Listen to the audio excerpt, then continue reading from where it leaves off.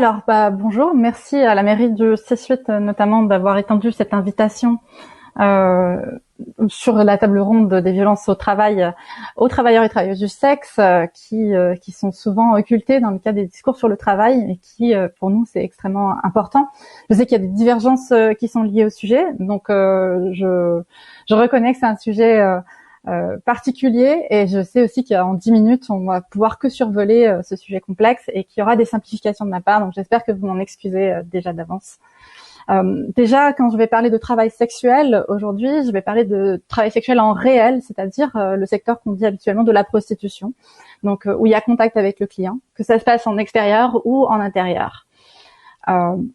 Aussi, je veux partir du point de vue que quasiment toutes les violences dont on fait l'expérience dans le cadre de ce travail découlent plus ou moins du sexisme. Et pour ça, je m'appuie notamment sur les travaux de la psychologue féministe matérialiste Gail Fetterson, qui a publié donc Le prisme de la prostitution. Le stigmate de la putain, c'est un outil de contrôle qui s'étend à toutes les femmes. Toutes les femmes peuvent se faire traiter de pute. Toutes les femmes redoutent d'entrer dans cette catégorie pute, même si d'autres formes d'échanges économico-sexuels sont acceptées, voire même encouragées dans le groupe social. On pense au mariage avec un peu la théorisation qu'a fait Paola Tabet, la sociologue italienne. Cette stigmatisation favorise la violence directe envers les travailleuses du sexe, je veux dire maintenant travailleurs et travailleuses du sexe, les TDS, et l'impunité de cette violence, mais favorise aussi l'adoption de politiques de structures institutionnelles qui créent un cadre favorable à l'éclosion de ces violences. Il faut savoir que dans le travail sexuel, le droit du travail proprement dit ne peut pas s'appliquer.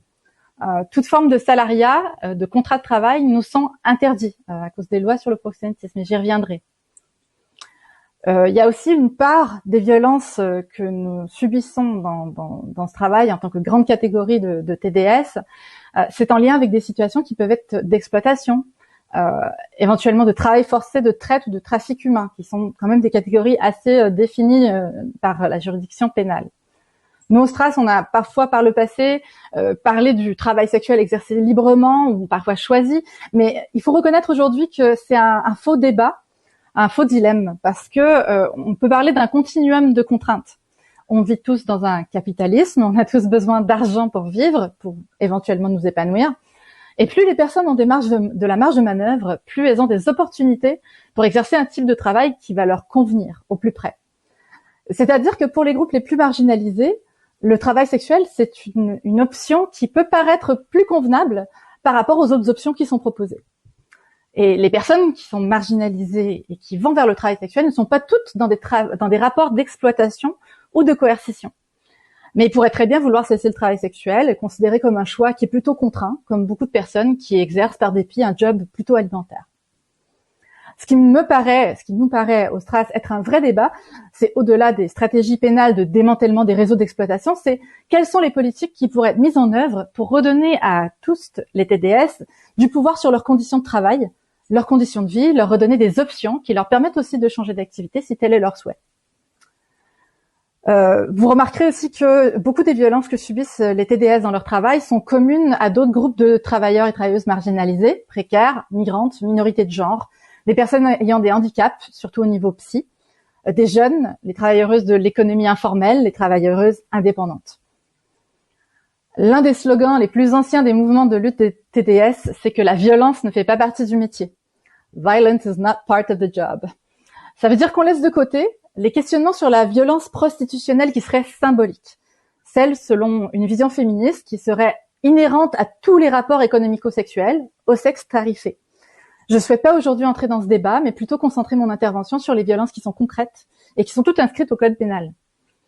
En exercice, les TDS déclarent vivre des insultes, du harcèlement, des menaces, de l'intimidation, du chantage, de l'extorsion.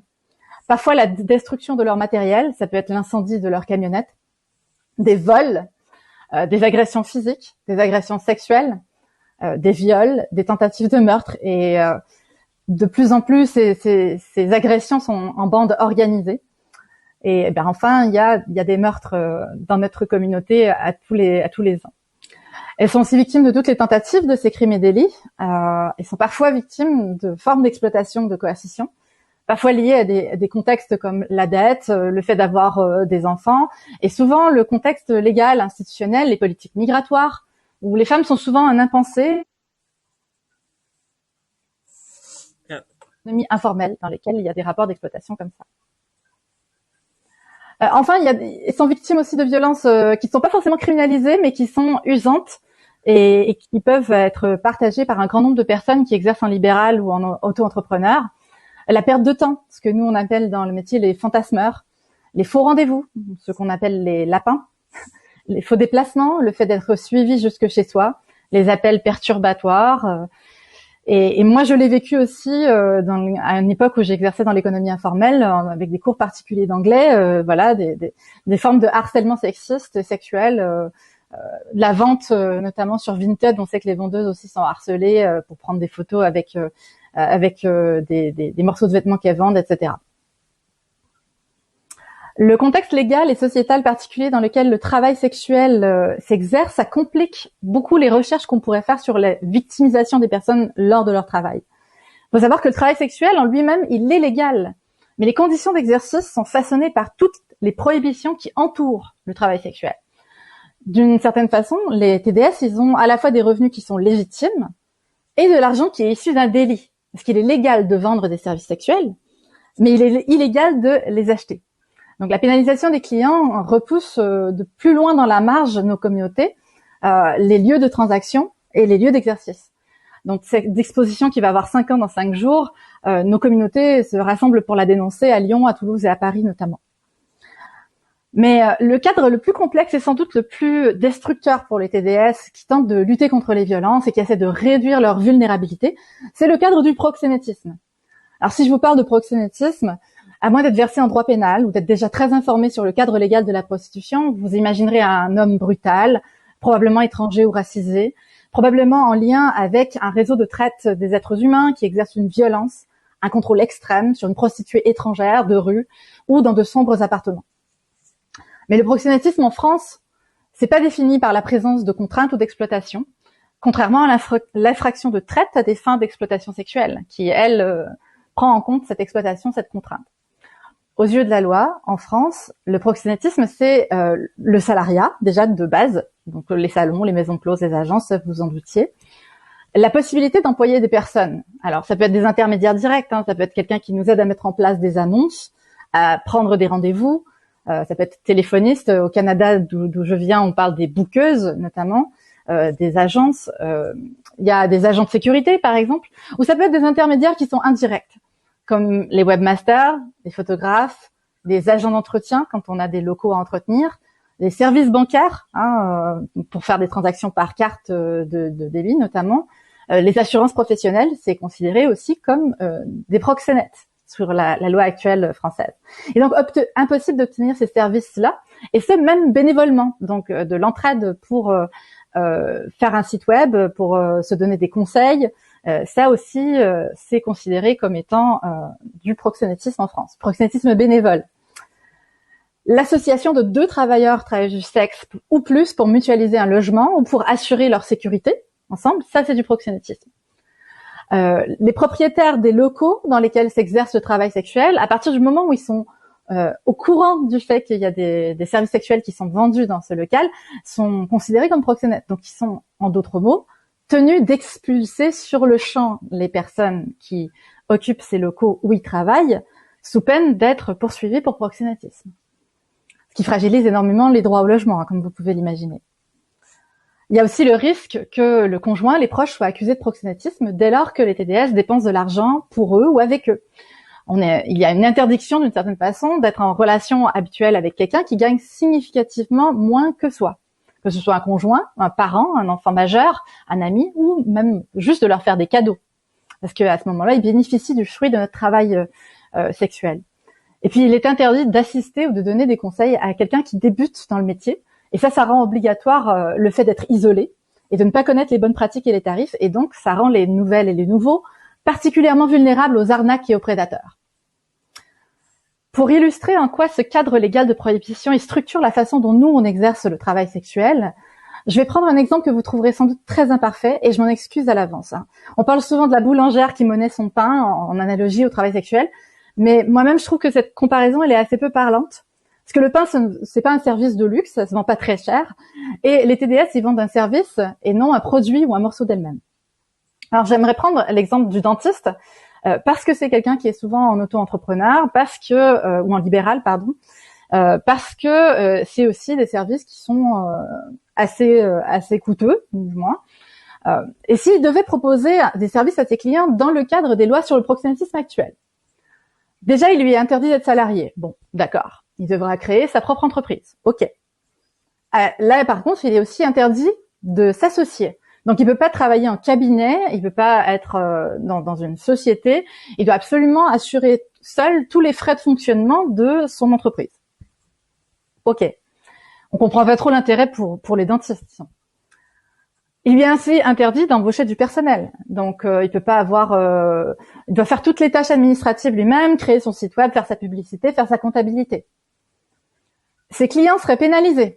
Ça voudrait dire que des gens qui les verraient entrer chez lui, ça serait risqué, donc il serait obligé d'être repoussé dans une marge, d'exercer là, sous le manteau, quelque part loin des centres des agglomérations et loin de la présence policière, pour ne pas être identifié, pour pas que ses clients soient identifiés, ou alors d'être extrêmement discret.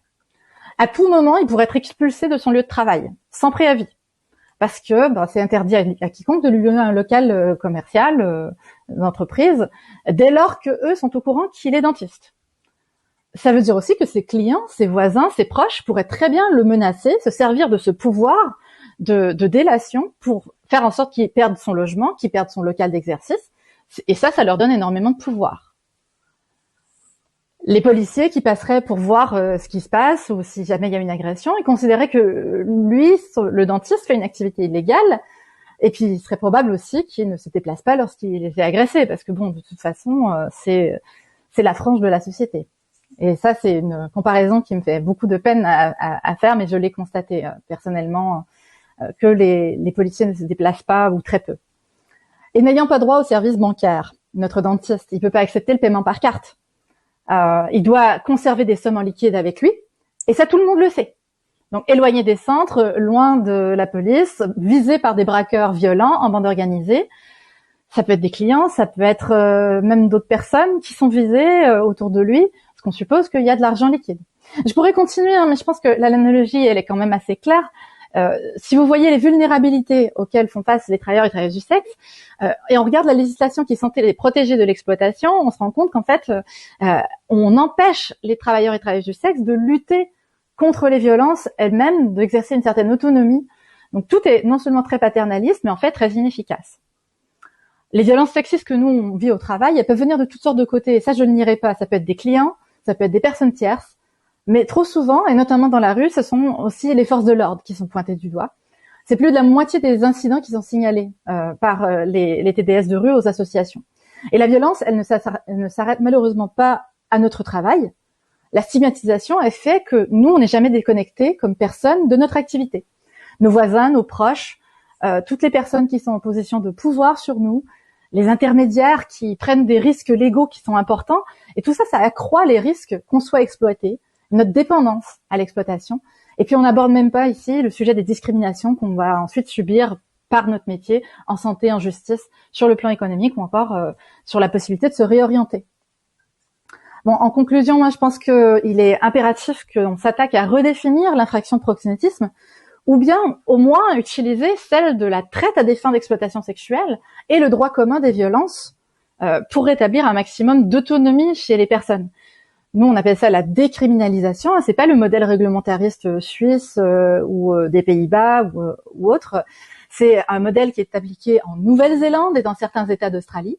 Le modèle légal qui semble le mieux protéger la santé, la sécurité, l'intégrité, l'autonomie des TDS, comme le démontrent des recherches qui ont été publiées dans The Lancet, dans une série sur le VIH, et la méta-analyse de l'équipe de Lucie Platt aussi qu'on peut trouver facilement sur Internet. La décriminalisation seule, elle ne suffit pas, cependant. Il faudra aussi qu'on lutte contre la stigmatisation pour que les personnes marginalisées retrouvent du pouvoir dans notre société, retrouvent des options pour choisir un boulot qui leur convient, qui leur permet de vivre correctement, peu importe leur situation. Et ça veut dire aussi le courage de questionner les politiques migratoires les politiques face aux jeunes, le RSA avant 25 ans par exemple, et nos façons de lutter contre la précarité en France. Merci beaucoup pour cet éclairage. Je pense qu'on a appris beaucoup sur effectivement la situation des TDS aujourd'hui en France. Ce qui me saute aux yeux après votre intervention, c'est que finalement, en fait, c'est comme si les personnes TDS étaient exclues du droit commun. Déjà qu'il n'est pas évident pour en fait la totalité des personnes, des femmes et des personnes qui subissent les violences sexistes, d'accéder à des droits, de faire entendre leurs paroles, d'être reconnues comme victimes et d'obtenir justice. Il y a en fait une zone de non-droit qui se surrajoute par-dessus et qui vient finalement déshumaniser complètement toute personne associée de près ou de loin au travail du sexe, et le délit finalement qui devrait être le délit qui saute aux yeux, le délit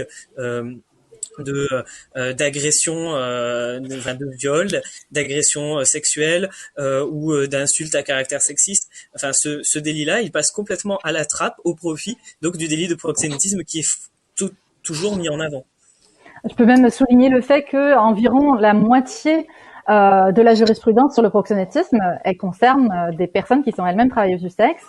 Bon, parfois, il y a quand même des relations qui peuvent être de dépendance ou d'exploitation au sein de ces personnes, mais le délit de proxénétisme, il est utilisé contre des TDS elles-mêmes. Et quand on regarde les fameux réseaux, c'est plutôt l'autre moitié. Mais comment ça se fait qu'il y ait autant de répression qui soit appliquée, de contrôle qui soit appliqué au niveau du proxénétisme envers des travailleurs du sexe qu'on prétend vouloir protéger parce qu'ils cherchent à s'organiser et s'entraider entre eux. Donc, il y a un problème. Le cadre législatif, s'il se prétend être abolitionniste, au moins des violences, il doit au moins se permettre aux personnes d'avoir un maximum d'autonomie, un maximum de recours aux droits face aux personnes qui sont exploitantes.